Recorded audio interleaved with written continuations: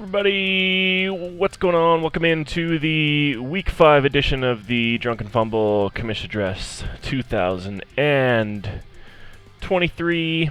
Looking at the standings here, and we got two guys at 0 and 5. And as everybody knows, it is very, very difficult to make the playoffs starting 0 and 5. However, you should not give up hope. You should keep playing that waiver. And at the very least, maybe you can be competitive in Week 12 against your rival. I mean, I hope Spencer's not competitive against his rival because I'm his rival. But you know what? There's something to look forward to. Anyway, and at the top we have D Swift Card Chase at 5-0, the only undefeated team. Man, it's been like anybody's game thus far. You know, Mickey won a super close game again this week. That's four in a row of super close games. And he's lucky to be 5-0. But Bijan has looked good. Going to the TD bar has looked good. Shane looked good. Like, Wade, you don't look good, but somehow you're still up there. Rob, you're terrifying, and you're in 7th. And like, it's just, I don't know. This league, this year, it's crazy. I don't know what's going to happen, and I like it. It's crazy. I have $9 left in waiver budget, which has been the case for a few weeks. But I've also made, looks like the most moves, although I made 4 this morning or last night. So, Jordan, you haven't made a lot of moves yet. You might have to get a little bit more active on that waiver if you want to keep being competitive. Let's jump into the matchups. A Folker and the Puka taking on Fantasy Fuckboy. I did come away with the win in this first of 6 rivalry matchups this week.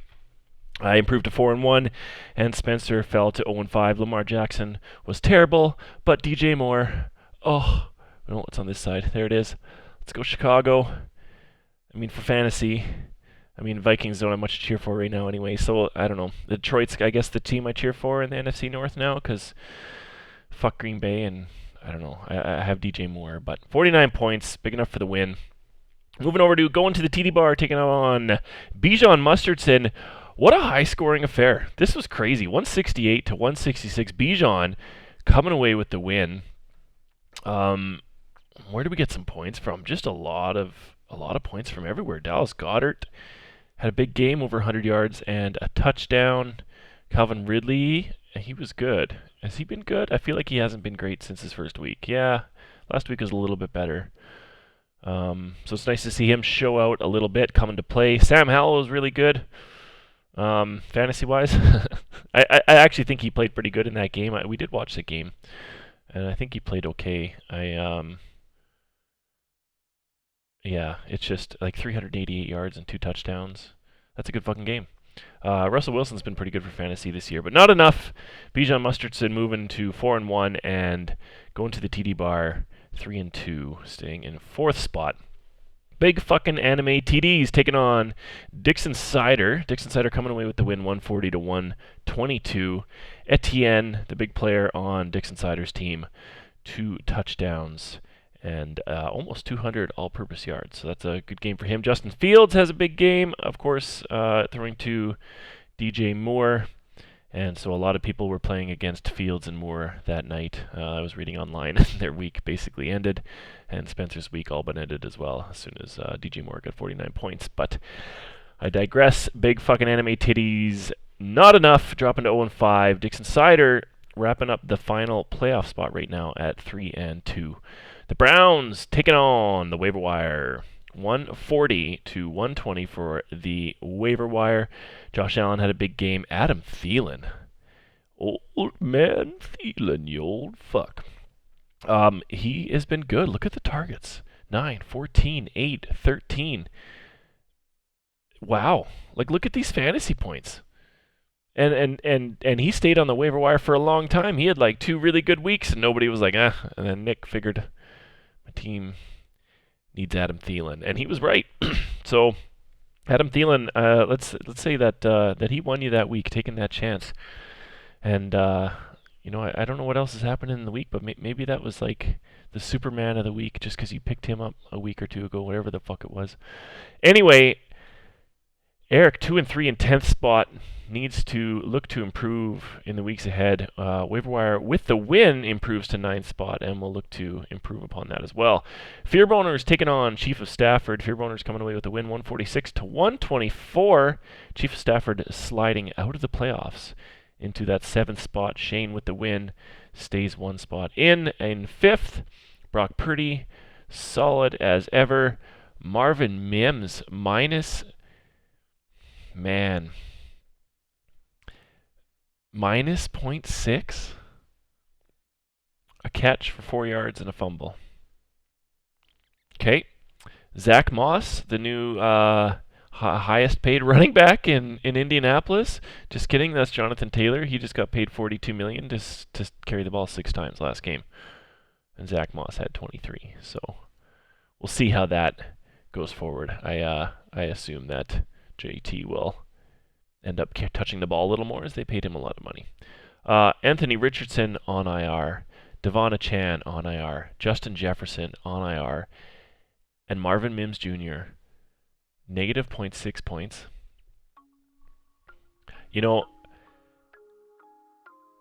my biggest goal this week was to not pick on Justin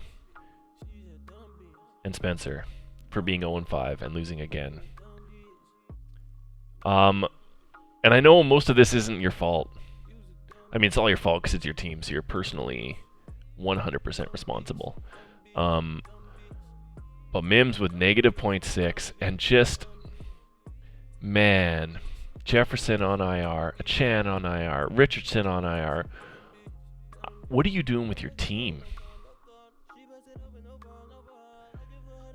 So you got, oh my god.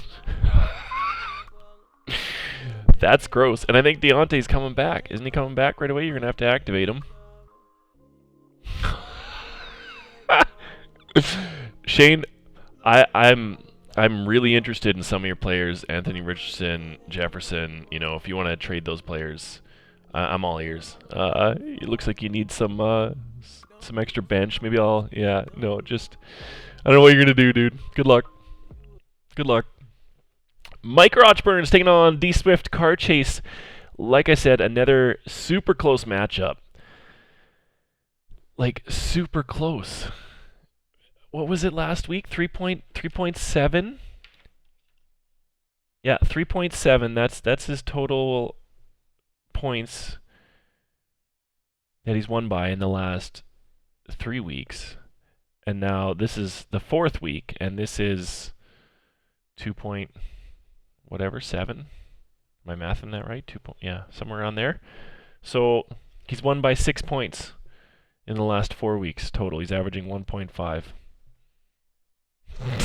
It's ridiculous. I don't understand it. Jordan had a huge week. He almost came back. It was a comeback win.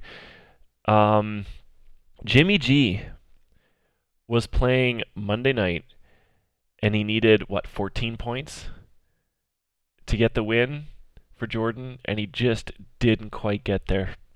It was so close, but all of these matchups that Mike has been in have been so crazy close. Jamar Chase, 52 points. Jalen Hurts, 28 points. Huge output there. Tyreek Hill, my God, this guy, like, 44, 15, 30, 10, 32. He's not bad. George Kittle had a big week. He had 3 touchdowns. And San Fran stomped Dallas. Is anybody going to stop San Fran this year? I don't think so. Because I think their defense is as good as Miami's offense. And I think their offense is as good as almost everybody in the league except for Miami. So, I don't know. I don't know how you beat San Fran this year. And I just feel like we just stopped fucking cheering against New England because of Tom Brady, and now we're gonna have to cheer against San Fran because of a fucking stupid San Fran. Nobody likes San Fran. Everybody likes the fantasy value San Fran has all of a sudden, but nobody likes San Fran. Fuck San Fran. The Swift Car Chase 5-0, good enough for 5th. Jordan dropping another spot into 8th spot. We'll do a quick... Ooh, we had no Superman of the week.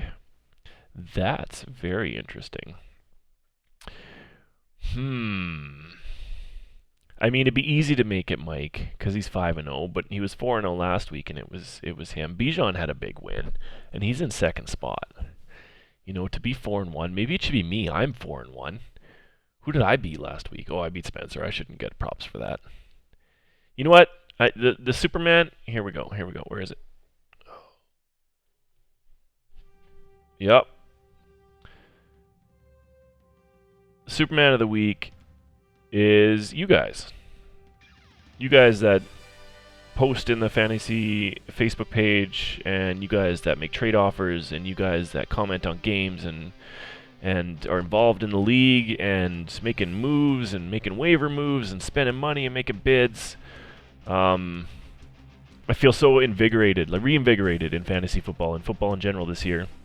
I don't know what it is. Maybe it's just because I have a bit of time for it. Maybe it's just because I'm back in like one league and I'm just like I'm so focused in.